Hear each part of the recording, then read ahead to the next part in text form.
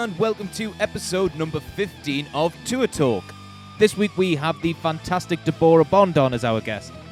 Deborah is an amazing solo artist in her own right, as well as touring and recording with legendary UK funk soul band Incognito for the past 6 years. She's also recently been working with Nate on material for his first solo album. More on that during the show.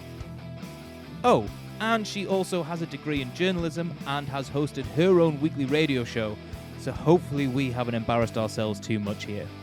We discussed the dark art of live streaming performances during lockdown and what it's been like trying to handle the tech that goes with it, and how it feels actually trying to connect to an audience via a stream.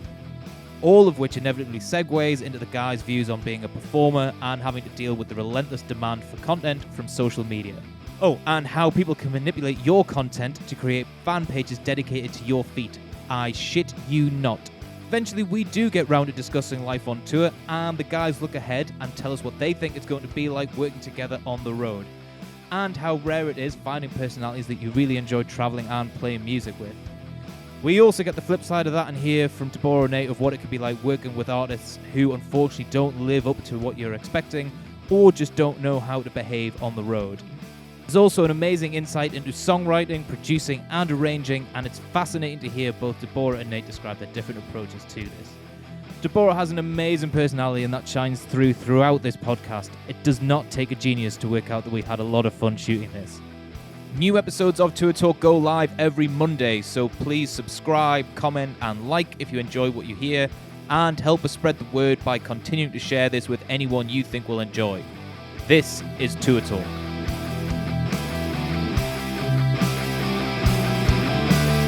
We'll start from right here. It's starting. Bergman wants to rock. Let's rock. You want to rock, Nate? I mean, I definitely don't want to sit here and figure out everyone's Bluetooth situation. You know what I mean? Oh my way. You should have some sympathy, man, because we're sorting out your Bluetooth situation most weeks. Yeah, no, it's the whole thing's a nightmare. And then watching Deborah go through it gives me PTSD, and then I'm. Oh, you having a little flashback of the crazy? Every week I fuck this up. Oh no! We're at that awkward part of technology where it's this transitional phase where, like, you know, where like the first Model Ts came out, but the wheels were wooden. Yeah. I feel that's where we're at right now. You know what I mean? We're not. Yeah, man. We're getting there, but it's a bumpy ride. Oh, It's hard, man. We're supposed to be on a stage. I don't really like wearing all these hats. Agreed. All the engineering, and it's a lot. Yeah. But that is kind of symptomatic of where it's at now, especially during the whole lockdown thing that everybody's had to do stuff from home. We've all had, if you didn't know how to use Logic before or video editing software or any of that, you've either had to learn or do nothing for a year. Yeah, pretty much. Yeah, I'm not with it. So did you, obviously because you've put a record out this year, did you have to learn some stuff to make that happen? Or? I have a pretty good handle on like Pro Tools and that kind of a thing. The biggest issue for me was doing like these live streams from home, performing here and having to run my own tracks and vocals and making sure that the audience can hear everything. Some of these like platforms, StreamYard, Stage It, I've had a lot of difficulty with that. And I have a very short fuse for it too. So that's why we get along. That's why we get along so well. Yes. So I mean, I'm figuring it out. But I just did a performance for this gala about 2 weeks ago, and I took 3 hours and I figured it all out. Wow. And then the next thing you know, the tech girls didn't want to do a second tech run with me because I was singing with the music just playing in the room, and it sounded like crap. And I figured it out and said, let's do another tech run, and they didn't do it. So when we went live, they thought I was like sharing my screen, but I was sharing the audio, and they were like, take your screen down. And I was like, no, this is what I need to do. So I ended up having to perform the original way, and it sounded so bad for this gala. This was a big women in media gala, and that kind of stuff makes me want to punch a wall. But it's making me so mad just hearing it, honestly. Yeah. I mean, have you actually enjoyed doing any of this, or has it all been like tempered by the fact that there's so much technical stuff to deal with? It never seems to be the same thing every week. Like, it's never just a plug in and play. Never. And I'm doing like 2 to 3 of these a day right now. Oh, Like, wow, literally. really? Yeah, I have another one later today. I had one yesterday. Yeah. And so some are really easy and cool, and then there's a few that get a little complicated, but I feel like I'm getting into a rhythm. This is the most I've done so far. This is the most. What, our It's show? usually just a Zoom. Your show. Yeah, you knew that was gonna happen. Yep. It's the Nate, most. Nate, because I know you've done a lot of the live stream stuff, especially in the beginning, and then you've kept putting out content for your Patreon and stuff. Like, I am assuming you can feel Deborah's pain here, and as well as like maybe enjoying some of it.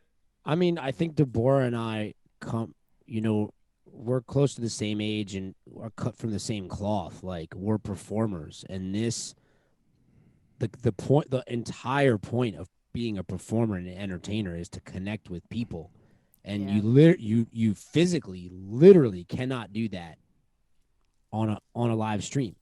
Yeah. You're entertaining people in the sense that they can see what you're doing, but they can't feel you. It doesn't matter. You can go on YouTube and look up clips of your favorite artist live. I do it constantly, and it gives me some sort of emotion, and I enjoy it. But it's seeing that human being live in the flesh that's the whole point of this. So for me, it's very frustrating.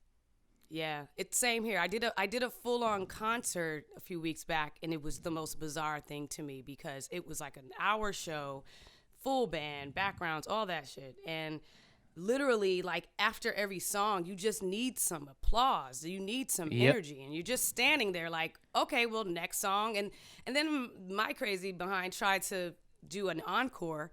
And didn't communicate it with the film crew. So when I walked off, they went black, and then I was like, "No, we got one more." And then they brought it back up, and luckily the fans hadn't left yet. And it's just like you can't even do that where you get the audience to say one more song. It's just weird. It's just weird. Yeah. The best advice I got from somebody who did a few big live streams this year. They're in a band, and I said, "How do you put out that energy for a live stream?" Because both the few that they did were very good, and he simply said, "You got to get a little drunk before you do it."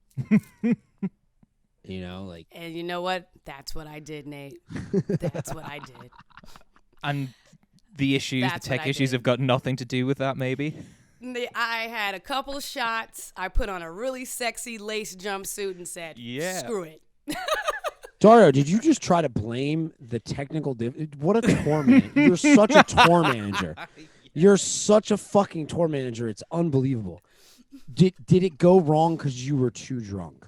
I mean, I feel that is a perfectly valid question, because if you're going to sit there and pretend that nothing's ever gone wrong on stage for you because you put a beer on something and it fell over, then you can fuck right off, because I've seen it happen. I've literally seen it happen. But I've never fallen over, and that's the entire point. You know what I mean? No, but the beer that you put on top of that JMP, that falls over regularly, and then it happens. It's the cost of business, baby. So I got two questions on this. One's a point. When I haven't watched a lot of the live streams because I can't feel it. It doesn't mean a lot to me.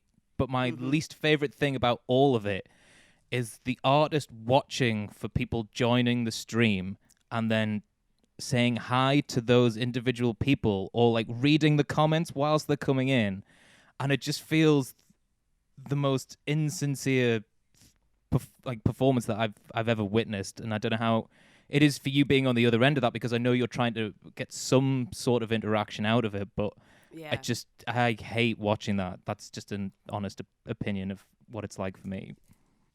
I think that's person to person, because I've done some little jams in here with myself and like two musicians, and I'll go on Instagram and I'll be singing and performing, and I'll do the same kind of thing where it looks horrible to be singing, right? And then you're like, oh, hey, I like lean into the camera and I'm trying to read and I'm like shouting folks out.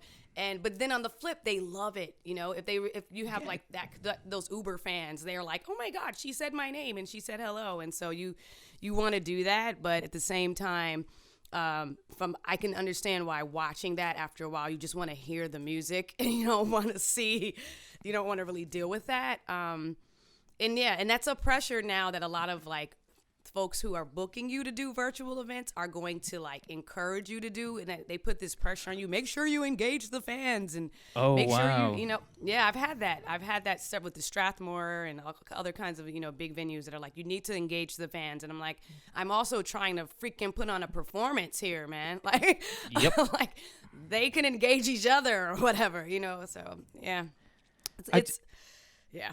Because, I mean, obviously it happens at live shows and you will speak to somebody in the audience or, there Mm-hmm. will be moments. It just feels completely different. And Yeah. I don't know. Yeah. It's just everything about it, in my opinion, is just weird. I'm really a little bit dark about it. But yet I still do it. Nate?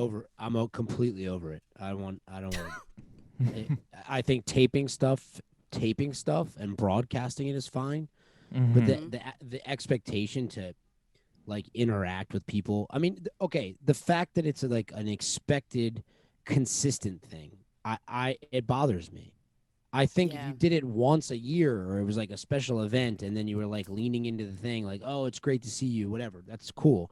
Or if it's for this super intimate thing, like I've done a couple Patreon live streams, and those people, it's like it feels really intimate, so it feels more like you are kind of like in this smaller setting. But I think if you have thousands of people watching you on a live stream, I think it's pretty ridiculous for the expectation to be to interact.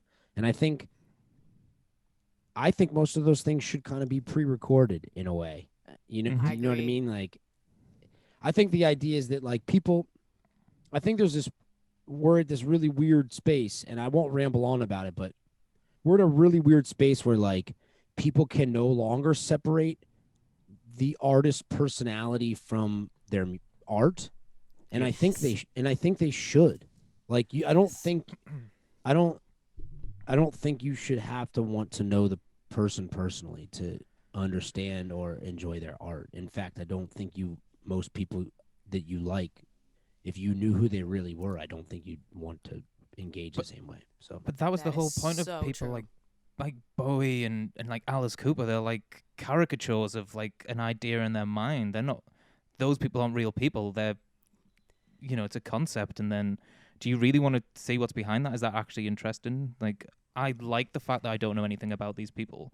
I think that's better. I think Yeah. there's a lot more art and myth and interest to that. Yeah, I've literally, I can't remember which artist it was. It was an old interview I found when social media was just kind of starting out, and it was someone speaking about how it's just really strange that now your personality has become your brand. Like you now have to make a brand surrounding who you are. Instead of it just being purely about the music, it's like, what did I wear? What did I say? Who was I with?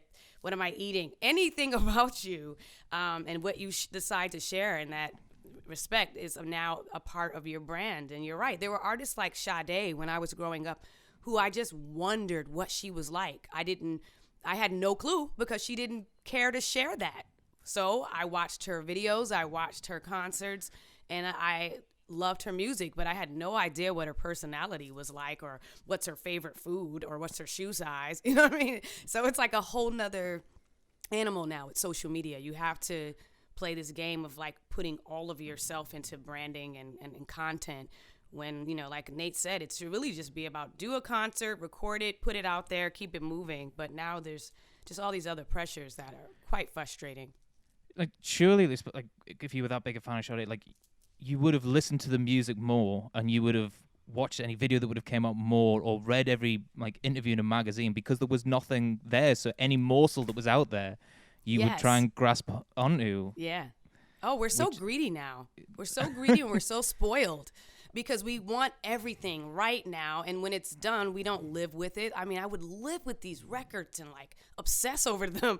And now it's like, what's next? What do you have next? What are you doing next? That was last week, and it's just, in my opinion, I just think when it comes to the arts and music, especially, we are spoiled and we're very greedy, and we want everything when we want it, and we chew it up, spit it out, and we want more. It's a very conveyor belt kind of vibe. Next, So you know. you're both artists. Like, you surely get a chance to like draw a line in the sand about what you will and won't do. Yeah. Like, do you find that easy to manage? Do you feel like you have to give more than you want to, or do you think it's just expected, or do people pressure you to do that? Or do you feel pressure just because that's how it is? I definitely feel the pressure, but I am a special breed because although I have tendencies to enjoy, I really do enjoy myself in alone time. I'm a bit more of an extroverted person. I'm a bit more of an open kind of spirit. So sharing myself has always been kind of natural for me, even before social media. I just love meeting people, getting to know people. And also, I'll be honest, like the fact that I studied journalism and I learned about how to create stories and how to give you a package and how to show you what I want you to see and almost steer you the way that I want you to go. That world is such a world of manipulation, to be honest. Media and journalism is such a manipulative world. So I learned how to do those kind of things. So once social media comes along, it's like, oh, now I can try it on this platform. So for me, there is pressure, though, to just always, especially right now that the world is kind of like shrunken down and everyone's more isolated, there's even more pressure to just give. And that sucks. Because, if I just have a day or two or 3 or 4 or a week or two that I just don't want to say anything to the world, or I want to share my life with my friends and not these strangers, there's pressure from lots of people that, if you don't do this, your numbers aren't going to go up. If your numbers aren't strong, then this isn't going to happen. And then this doesn't happen, you're not going to go anywhere. And that part of it really makes me, it's hard. But for me, it's not. I do what I have to do. Yeah, I think the weird thing with it is that, like, now if you chose not to put stuff out, then the algorithms on the social media apps bury you. Instead of it being a cool thing that people can't find out about you, they just hide you because they want people on there who give them content. Yeah. I think. And I mean, can I just tell you guys this? There is a page that is called Deborah Bond's Feet on Instagram right now. I give you 25% of the revenue. I don't know what the problem is. I thought you were fine with 25% if I do all the work. I mean, what did you think he was doing with those photos? Jesus. Lord. I mean, this person has been screenshotting my stories on Instagram for years. And now has a collection of my feet.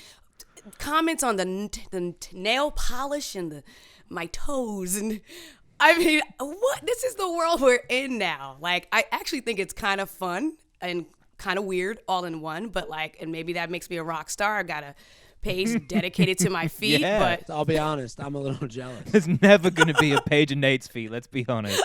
And I have nice feet, too. I can't wait to see that on the road with you. Just let them out. Wow. I mean, is that even legal? Can people do that? If you've put it up publicly, Yep. it's public domain. Yeah. There's so many fan pages. Yeah. And, mine just happened to be feet. It's not my booty or anything, That would have been nice. I wanted to talk to you about that one, too. We can make some money here is all I'm saying. Hey, Nate, do you feel the same pressure? Not about putting up photos of your feet. I do feel it, but I'm in the middle of figuring out how to launch the thing that I've started to put together, and I think I'm going to pull back a lot. I think I'm going to really be decisive about the stuff that I put out. Yes. And almost delegate it. I do have a TikTok, but somebody else runs it for me. Mm-hmm. My little production team that helps me with the Patreon is taking over all that stuff, and I'm kind of not involved in it. And that, to me, feels way better than feeling some sort of personal connection to it. It's a marketing scheme, like you said before. The whole point of social media is to manipulate other people into how you want to be seen. Nothing about it is authentic. Nothing about it is real. You know what I mean? Like, you don't walk down the street and go up to every single person that walks by you and go, I'm eating an ice cream cone. Look at my ice cream cone. Watch me eat this ice cream cone. That's criminally insane. So Yeah. that's what social media is. So to me, I'm going to leave it up to other people to put up what they want to put up and how they want to sell my brand and present it, because I want to just make music. Yeah. Yeah. I'm with that. Great. Yeah. That I've sounds changed my style quite a bit with it as well. I've used to be like, hey guys, the most amazing thing happened. And this was genuine, actually. Like, I'm a very excitable person. It could be something like, I just saw the most beautiful little bird outside my window, and I'd want to share how beautiful it was. And the song was great. But now, and that helped me gain fans, which is interesting. That helped me pull them in. It was just sharing who I am and sharing a lot of Deborah's personality. And after years of doing that, with now, I'm just about like, what am I trying to say here? What is the point of this? Every time I post something, I have thought about it. I thought about what I was going to say. I thought about the day and the time I was going to post it. Everything is more of a plan for me. And it is for me, about branding and setting a tone. But it's also about just doing it on my terms and not feeling like so slavey to it, you know? Yeah. And it's been working out better for me that way. Yeah. good. Yeah. We should probably talk about touring at some point. Yeah. Tour So talk. going from doing all of these live streams, having done pre-recorded stuff at home, and having essentially worked differently for an entire year, are there like specific things you miss about touring and shows, and performing live? Touring is hard for me. Okay. So it's a weird thing. I miss the stage, and I miss audiences, and I miss having a drummer behind me crashing and getting it, and just the energy that I can give the people in front of me. But jumping on planes, waking up lobby calls in the morning, my voice getting extremely ripped and tired from gigging and all of that. There's a part of me that doesn't really miss it, and I'm also a bit nervous about my stamina. Not touring over the last, not doing much. I'm a little nervous about getting back in shape vocally and getting back in shape physically so that my body is ready for it. I love seeing the world, and that part of touring, that is killing me right now. But the actual like work and grind of touring is hard. So I've been actually enjoying sitting still a little bit in that regard, but it's all about the stage and the people and the experience, So I miss it. Is that trade-off still worth it for you? Because I think a recurring theme that's come from artists is that like touring is hard work and the traveling is hard work, but it's always worth it for the show. Like, do you still feel that? I mean, because it is hard work. Like, I'll jump back in it in a heartbeat. Yep. I know what I'm in for. I know it's tough. I'll jump right. It's like working out. If you take care of your body and you work out and then you slack off for a good 7-8 months and then you get back in the gym, you know it's gonna be hard again, but you do it because you want to do it. And I'm ready for it. I know I'll when I do get back on some tours, I'll be like, damn, this is hard, but I need it. I need it. I know you've been working with Nate quite a lot. I mean, how do you feel about potentially sharing like long periods of time in confined spaces with Nate? I that can't concerning? freaking wait.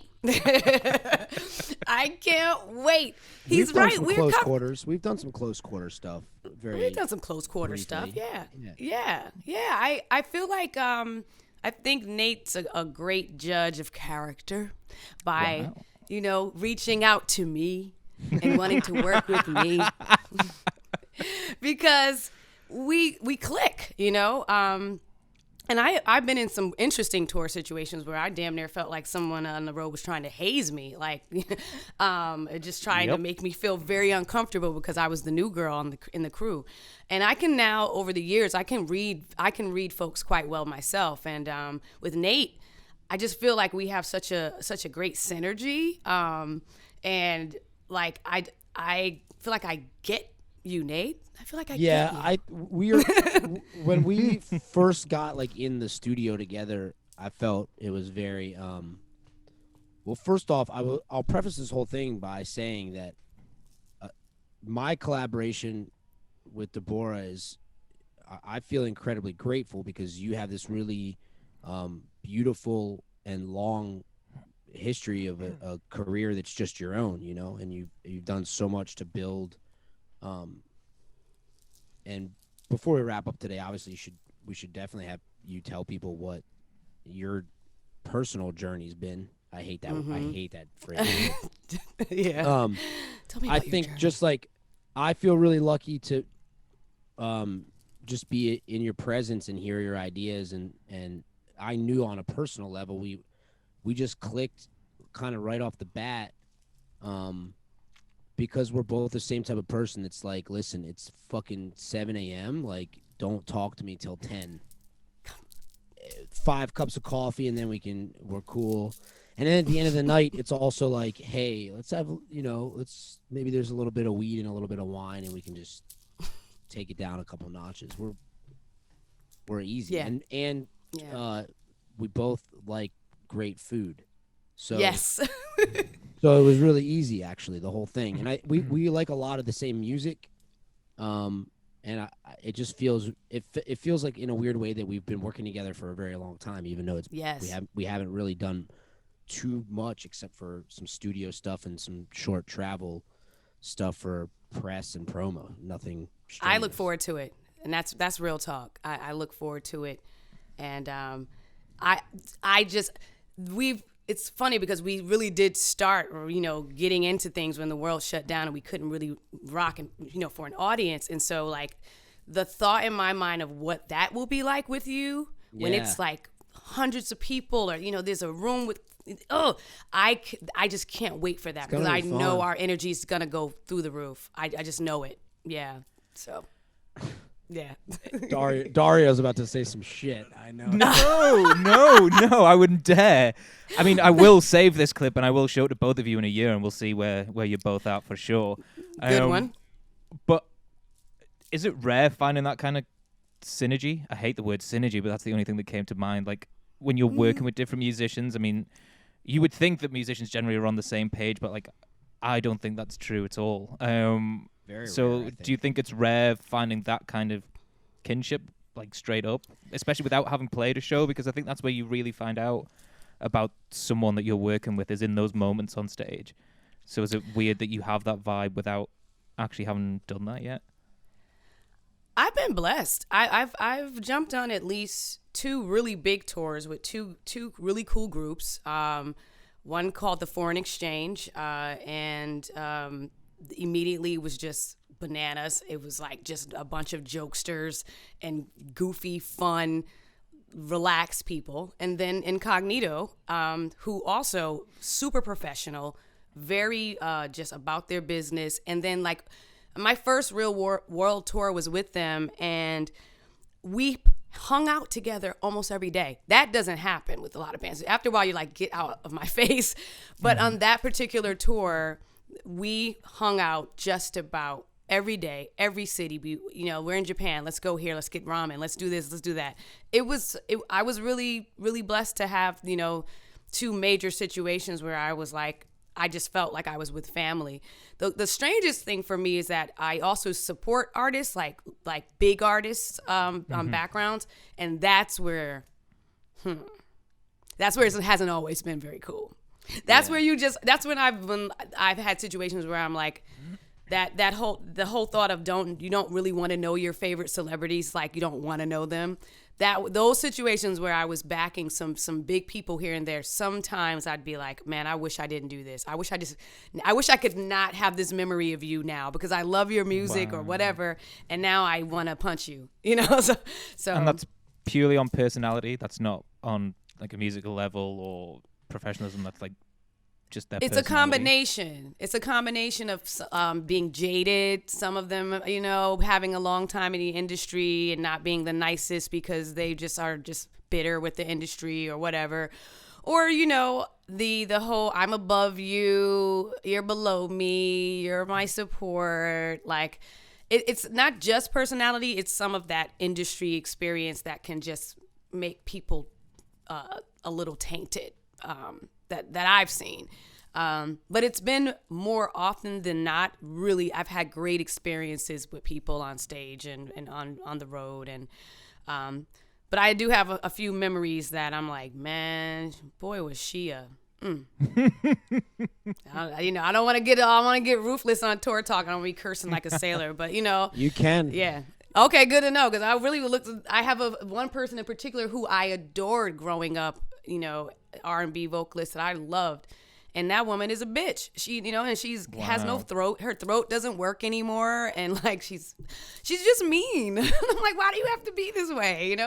And me needing money, hustling, being an artist, I would every time she come to DC and she needed me on those backgrounds, I'd do it. Because it was a good look, but I would every time I would walk away from a show with her being like, I'm not gonna work with her anymore. I can't do this anymore. Yeah. And same with Rona, Nate. The two of us, we sing with Nate Bergman. We're like easygoing girls. So if Rona and I are supporting someone and we're walking away like we can't do this, we can't take it.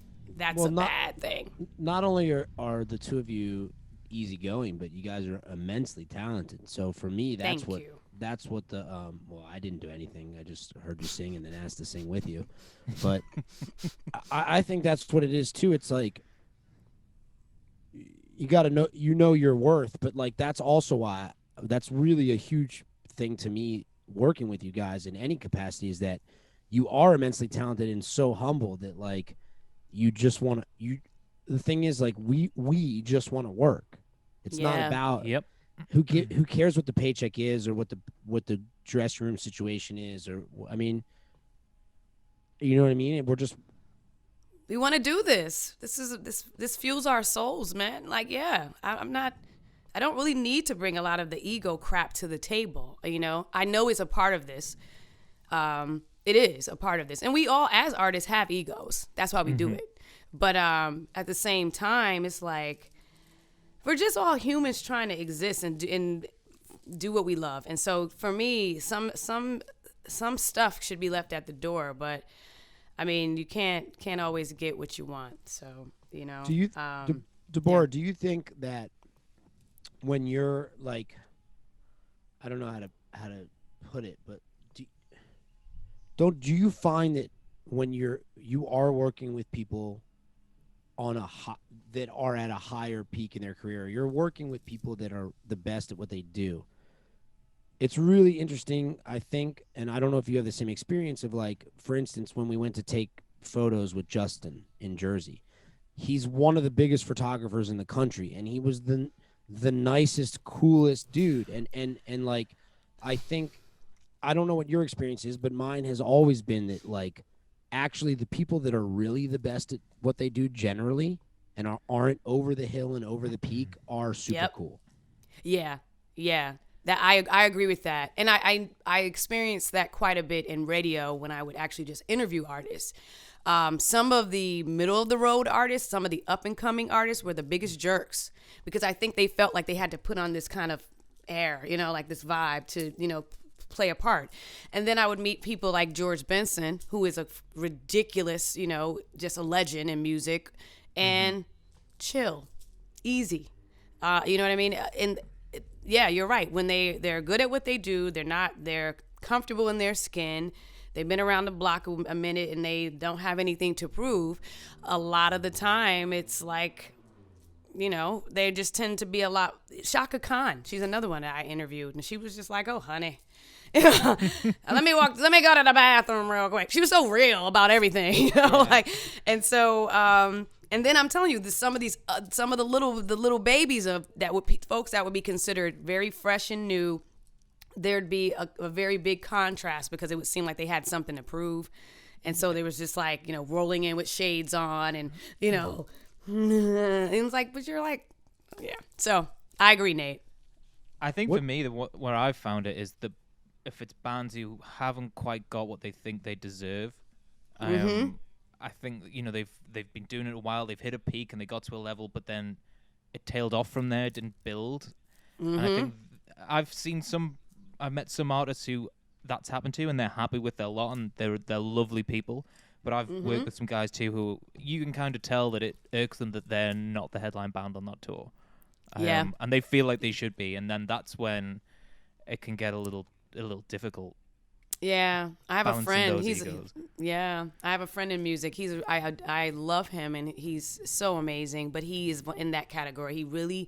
he should be a star, actually. He's got a phenomenal voice, plays the crap out of a piano, and like I understand his pain. But yeah, it shows a little too much how he feels like he just didn't get the recognition that he deserved, and it feeds into everything. It feeds into his stage presence. It feeds into how he deals with people. He has a reputation of being quote unquote a diva and just difficult. And it's too bad because if he just, I mean, I get it. You know, I've been in the game 20 years and I'm not, you know, nearly as close to where I would want to be musically. But at the same time, it's really like, I'm just thankful that I can still put out music and still, my mind still works and I can still write. I can still dance. I can still move. And so that keeps me going. But I understand, you know, I feel his pain because he really should be much bigger than he is. But, you know, different strokes for different folks with how they handle that kind of thing. Yeah. I think that is a human thing, though, because it goes right through the industry from what I've seen. There are, like, rock star roadies who treat local crew like shit, and I just will never understand that. Like, we're all in the same building trying to create the same end goal. Like, I could never really get my head around that. So I think it's, as much as it will probably be more of an artist thing because there's maybe a little more ego, it definitely runs through crews and all the rest of us too. Yeah. I heard somebody say once that a lot of people get trapped in loops of their most successful period or their most disappointing period, and it could deal. You know what I'm saying?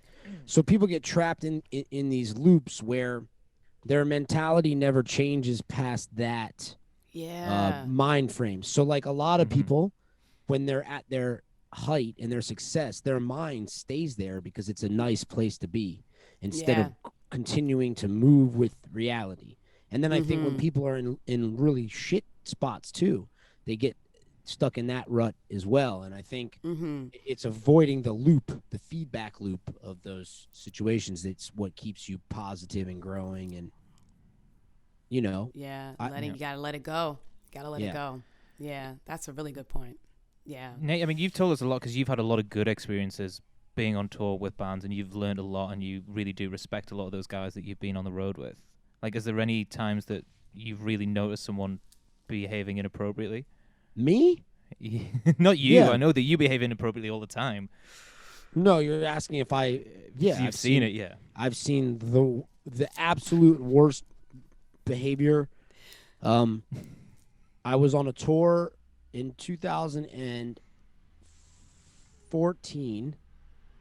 2011 maybe, and there was an up-and-coming rapper on this tour who was signed to the biggest rapper in the world at that point. He was signed to his imprint. We don't do names, you know, but he was another guy who never kind of quite got as big as they thought he was going to get. But I could tell it was one attention-seeking behavior. I guess that's what it really is when it comes down to. Do you do this because you have to sing these songs, or do you do it because the attention is what fills you and drives you? And I noticed a common thread between a lot of these people is their attention-seeking behavior when they're not on stage. Yeah. What is that like? And this guy was, I mean, he got an argument in the catering line on the tour and smacked one of the people across the face. Wow. He every moment was kind of just this like, look at me. You know, he had a full security team and everything was pointing in the direction basically that he was going to be a huge star, and I think he was already there in his head before it, and it never quite happened. He has a career, but it did not excel to the rate I thought it would, and it's almost more. It would be more understanding if he did get that big, and then you could be like, oh, well, he was destined to be that big. But now it's kind of embarrassing, I think, to be like, well, you didn't really sell the millions of records that you thought you would. Do you think they see it as a self-fulfilling prophecy? If I behave like this, then an event like it'll create the scenario where I will become, or it'll be it's never justified, but you know what I mean? I mean, Deborah has met way more of these people than I have, for sure. For some, yeah.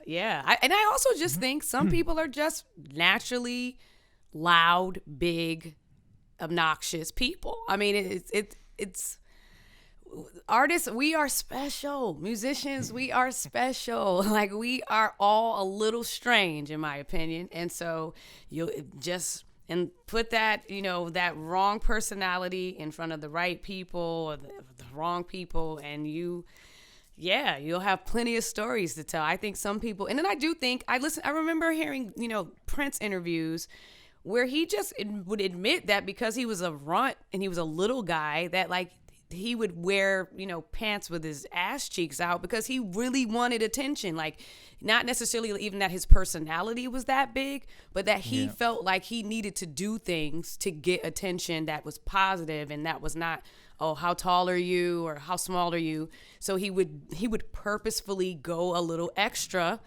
to get people's attention. And, I guess in many ways it did work. I mean, I didn't mind him in heels, or with eyeliner, I didn't mind one bit. So, I think it's to each his own. But I know folks that are like, they're putting on a show because they know they get the attention that they want, and they do that like over and over again, and sometimes it works, sometimes it doesn't. So just to wrap this and maybe try and bring it like full circle. So we talked about artists kind of having personalities and characters and all the rest of it. Where's the line then between having those larger than life personalities or alter egos or whatever, and then managing that and being a good person at the same time? It's got to be doable. It maybe. I don't know if I'm the right person to ask, because I also do think that it is important to have the right people around you as well. I hate to always like bring up another interview or a quote or something, but Quincy Jones would always talk about this, like having the right people around you that will check you, that are not necessarily your lawyer or someone that even has anything to gain from you, just your peeps, like your longtime peeps, the people who knew, that you got beat up in 4th grade in front of everybody, and just check you and say, man, shut up. Like, you're nothing. Like we need real friends that can help balance us, and also that we don't feel like we have to put on a show for, that we can just, and I am very blessed. I have a lot of like a really great circle of people in my life who, I can't front around them. Even they might see me on a, posting about something cool that looks larger than life, but they know where I live. They know, they have an idea of what my bank account really looks like. You know what I mean? They can check me. And I think it's that helps keep the balance a bit when you have the right people around you. And you'll find that a lot of people that go left or that screw up or that they tend to have the wrong people around them that kind of edge that kind of behavior on. So sometimes the balance isn't just from you. It has to be about your environment as well. Awesome. You agree? It's also what you want to believe about yourself. Yes. Like Deborah and I have had many conversations where it's more about like the self-doubt than it is about what we think we deserve. You know what I mean? Yes. And I think that also keeps you.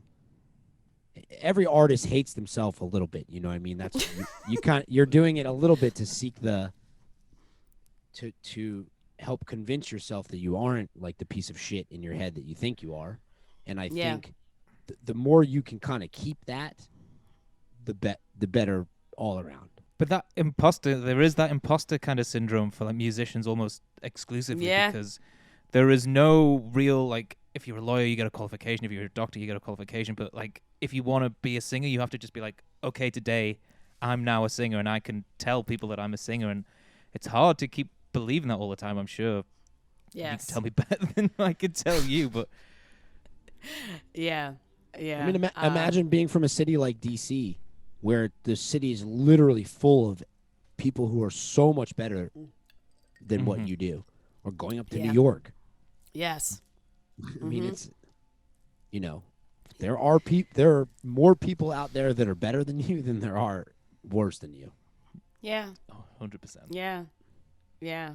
Not you, Deborah. I mean me. Man, listen.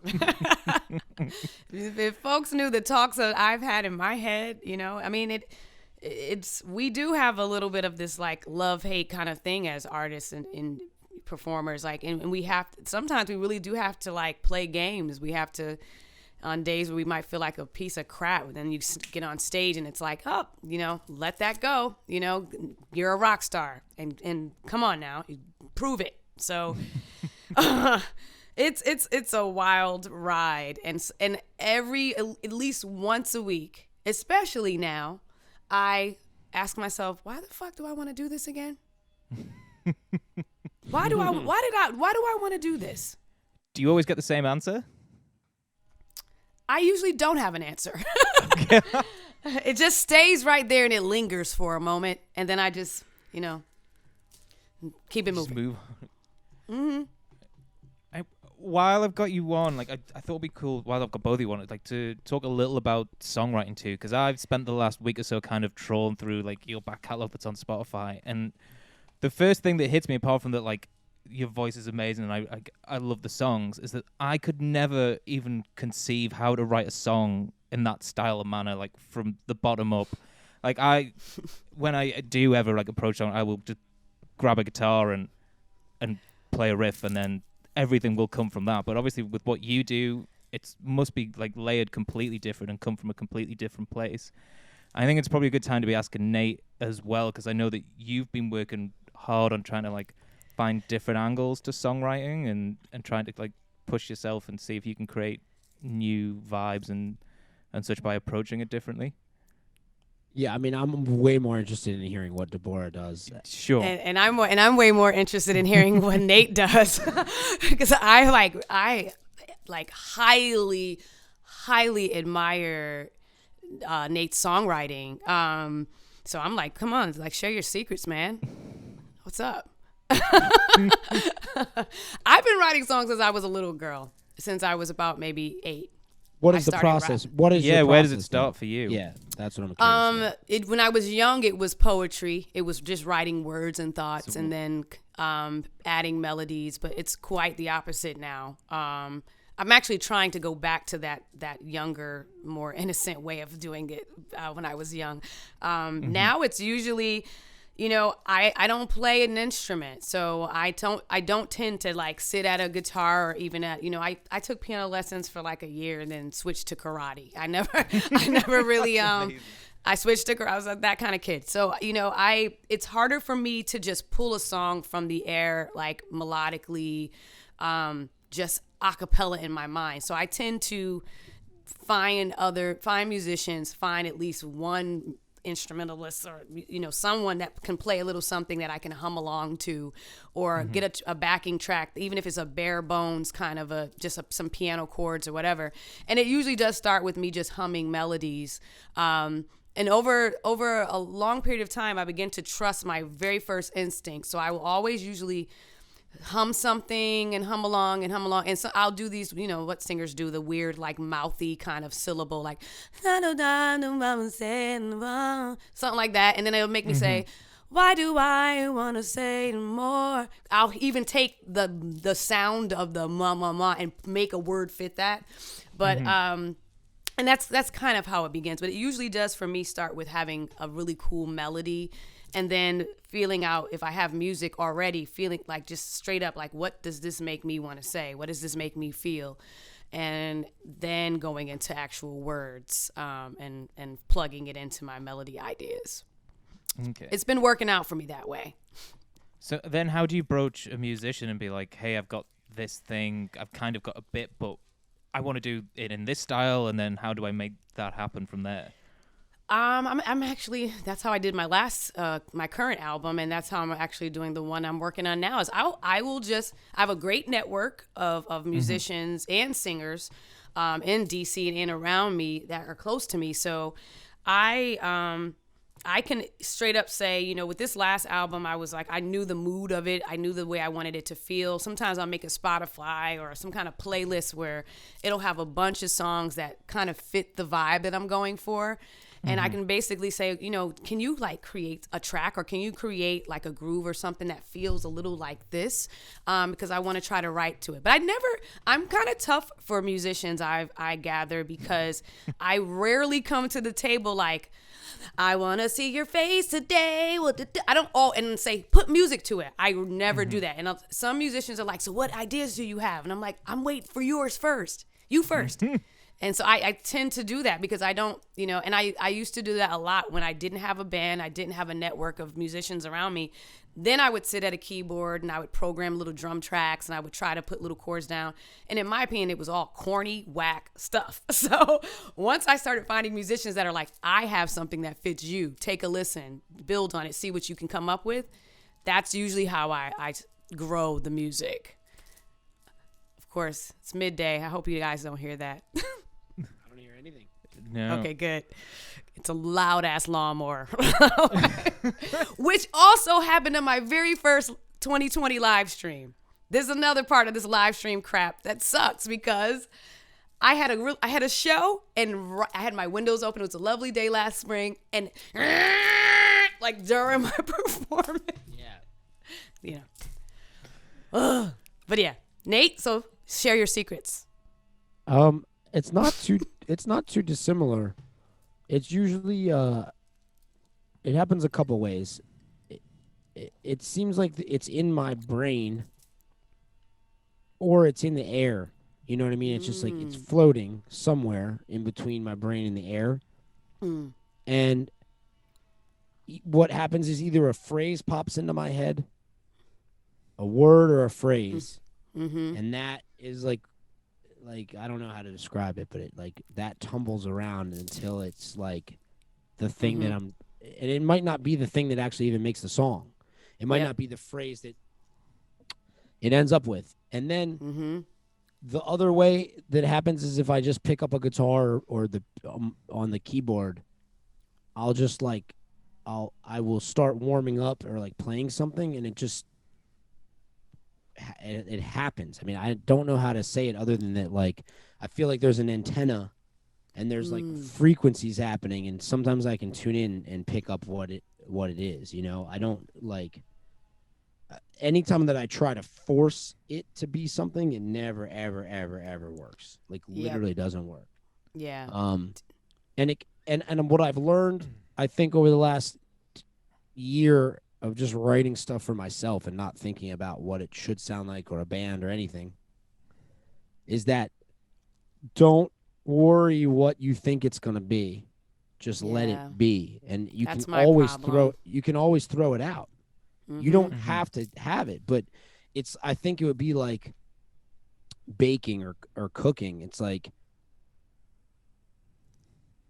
there is a way to do stuff. Like you have recipes, but like you can also not follow them, and you can just add it. You can do your own thing.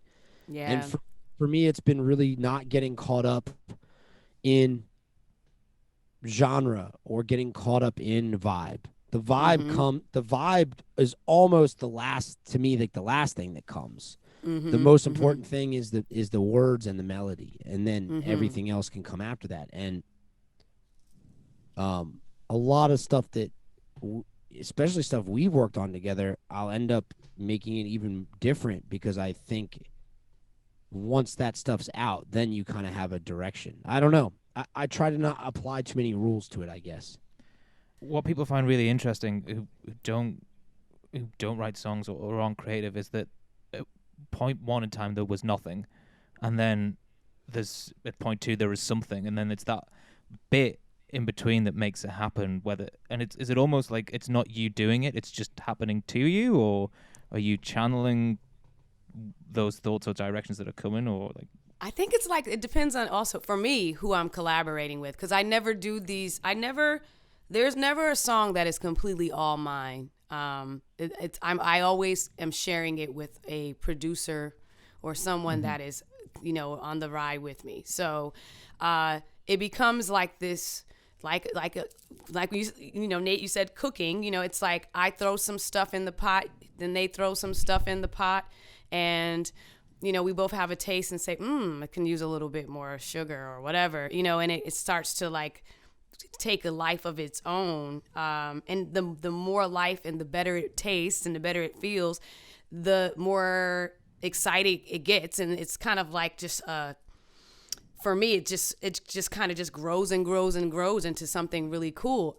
I will say for me personally that I am always lending to my influences. So I am I do tend to, especially melodically, and even the way I want my voice to come off on certain songs, I will have certain things in mind. I'll say in this particular song, I'm going to I want my tone to feel very similar to this, or I'll reference things, because for me it's all about I'm trying to be great, so I'm trying to study the greats, and usually whoever is producing me is doing the same thing. They'll say, okay, this I was kind of going for a little Earth, Wind and Fire the way I arranged these horns, or and that to me is, I'm all about that, because I'm just really I will be a constant student of legends in music. So it just kind of like it builds and builds, and the next thing you know, you're like, hot darn, I got a song on my hands here, and it's cool. So how do you find that experience, like working with a producer, like when it comes to adding instrumentation to songs? Are you like, oh, maybe there could be a sax there? Or because obviously listening to the record, there's songs where there's a sax, or there's like a prominent little guitar. I mean, that's what I'm listening for. I'm listening for a guitar bit somewhere. And it's just interesting, like, how do those decisions get made for the song, essentially? It's really like there's this little dance in my head, and these like visuals and sounds in my head, and like the more the song is developing and the more the arrangement and the music is developing, it's kind of like just dreaming in real life, in real time or something. I don't know. I can, there's a few songs on a new record where I knew exactly, I'm like, there has to be a trumpet in here somewhere, or there's this should be a solo, but I want the solo to be a trumpet solo, and it's what I just hear in my head. I don't even know why it's important, or that I'm going to sing this vocal and I want it way back there. I want to feel it like creeping in the back of my head. I don't know where those ideas come from, but then again, I'll think about, Stevie Wonder in this song, the vocals were doing this really cool ooh and ah thing in the background, and almost sounded like children. I want to try something like that. It's so, there's so many ways to draw inspiration and to build on music. And that is part of my addiction to it. Because it's just, to me, it's a really cool process, developing music. Sometimes you can hit walls, or being that I'm never really writing a song from start to finish alone. There can be times when there's a little disagreement. Like, I don't hear that. Why do you hear that? But I tend to gravitate towards people that I know that will work it out. I haven't really had a situation yet where I'm like, screw this song, screw you too, get out of here, I don't want to do this with you anymore. That never happens, not yet. So, but although I've heard once. Never, no. I mean, I worked with the same unit for 15 years, and this last album that I just released is my first time stepping away from them and having a whole new crew of producers, and many. I had the same collective for 15 years, that they were like basically an entity themselves. And now I have all these different people, and that can get interesting because everyone's tastes, everyone's style, and the way they want songs mixed are all different. And that was a very new experience for me. Still enjoyed it. This might just be quite a cool time to explain the difference between like songwriting and arranging, because I feel like we've probably just touched on both, and I don't know whether everybody listening will understand the difference between them. Nate? Back to you, Nate. I think when you're writing, it's just getting the idea out. When you're writing, it's how you hear it in your head. When you're arranging it is how other people will hear it. When I think of arranging too, I just think of like background vocals, harmonies, things that put all of this paint and color into the song, as opposed to just like writing the lyrics, like Nate said, getting that out and just kind of having a starting point. To me, is a lot more of the like pure writing. But then the arrangement is, to me, like really like giving the sauce and the flavor that like gives you what you hear in the end. Right. Which is also a very fun thing to do. And I actually really love being a part of that with you, Nate. Like when we're working on our live stuff and you'll say, oh, what, like maybe you guys should jump in right here and sing that part with me here. To me, that's so much fun. And like, it also gives you an idea of what, what's in that artist, what's in his head, what's in your mind and how you think and how you create. So actually arranging with you is really, really cool. Can't wait to do more. I think writing is when you're like, for me, when I'm writing, I'm only thinking about how it makes me feel. Do I like this chorus? Do I like this verse? Is this fun? And then when you're arranging, I think you have to start taking into account how other people will hear it. Is it as exciting to them as it is to you, or what keeps it exciting to other people, or how will this part be perceived sonically? I think when you're writing, you're just meat and potatoes, and when you're arranging, that's when you got to get into the details. Yeah, cool. I think you pretty much nailed it. Well done, guys. Right. I don't know whether you've watched one of these all the way through, but I have a little cup from when I was on tour, and it's got a load of random topics in to do with touring. And I generally will wrap up an interview by picking one out at random and seeing what happens. So here we go. They're blank. There's nothing actually on them. No, I show it every time. I show them every time. It's planes this time. I know that you've already commented about how much you love traveling during tour. Have you got any good stories involving planes? I have weird stories. I have weird planes. They're the best. This is the forum. I mean, at least once there was like a medical emergency on my way either back from or to like South Africa where you can't really stop and make an emergency landing. And that was the most crazy, bizarre. To this day, I don't even really know what happened to the person. I remember it was night. I remember like stewardess, like the ladies had like flashlights over someone. There was like some stuff like that happening, and like, you know, that announcement, is there a doctor or nurse on the plane, kind of a thing was going on. And it was night or something, so I remember that they wouldn't turn the lights on, which I thought was wild, but someone was like, they don't want to freak everyone out, so they're gonna try to do this in the dark. And I was like, if this person, so what happens if this person passes on the plane and we're like on our way to Africa? Like, you know, like what happens? I don't even know. I don't even know. I was on a ship on a cruise performance where that did happen. One of the musicians had a stroke and passed away, and while we were in the ocean, you know. So those kind of things, like, they're very, very, very bizarre.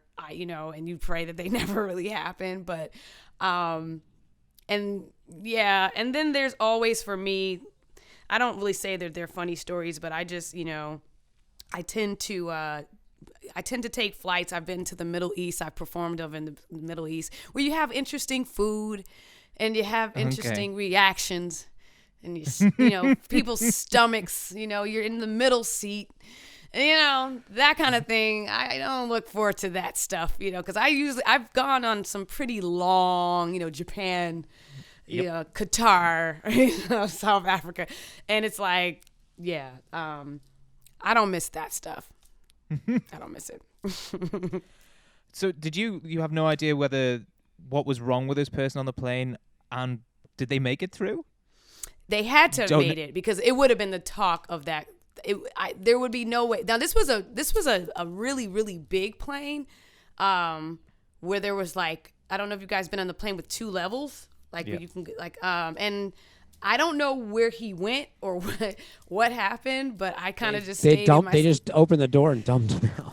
You know, on some like the movie airplane, just throw him out there. You know, but I don't know what happened, and we were really urged to, for lack of a better term, to mind our business. Like, they did not want people to start panicking. So it was like this weird kind of like shielding of the situation, and it was dark, and shit was wild. Yeah. That's the first thing that came to mind. I know it's dark. Nate? The one time loading onto this plane, I decided I was going to be very green, eco-friendly for the trip, and I brought an Nalgene with me, a water bottle. And I filled it up at the airport and then walked onto the plane. And as the plane was capacity, and it was delayed by several hours, and people were like just so pissed off. And everyone was fighting for overhead space. It was nuts. It was a flight, I think, to Manchester.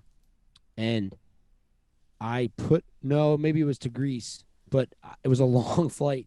And I took this Nalgene, and I didn't realize that it was not secured, and I put it on the seat, and it within a matter of me putting my backpack and everything up in the overhead, it had emptied out and flooded my seat and the seat next to it, basically, and then the whole floor where some guy had his laptop.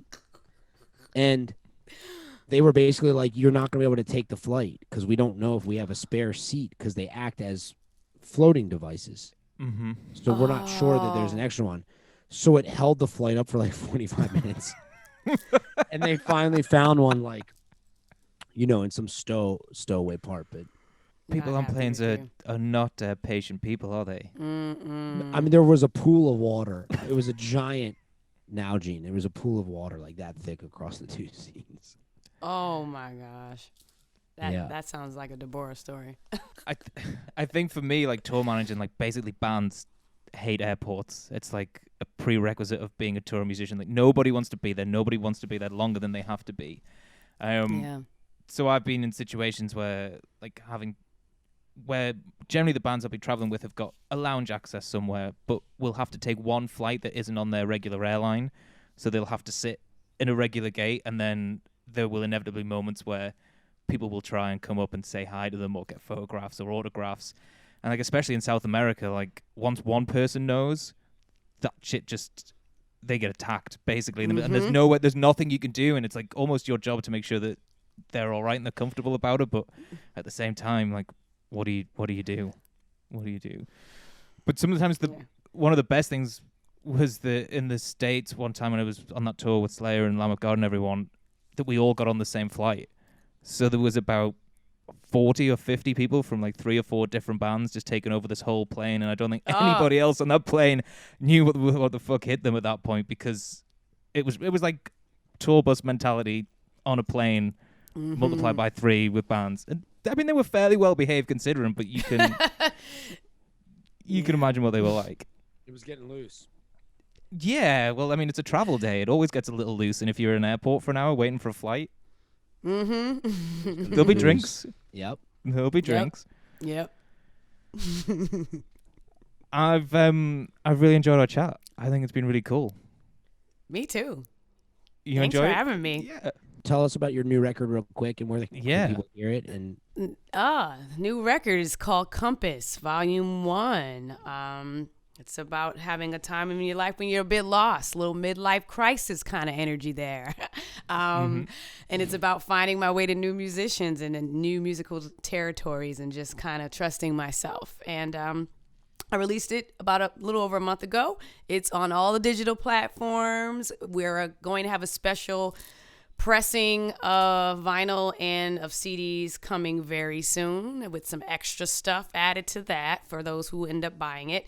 And I'm on the I say I'm out in those internet streets is what I say. I'm out in the internet streets. Twitter, Deborah Bond. Instagram, Deborah Bond. Facebook, Deborah Bond Music. YouTube, Deborah Bond Music.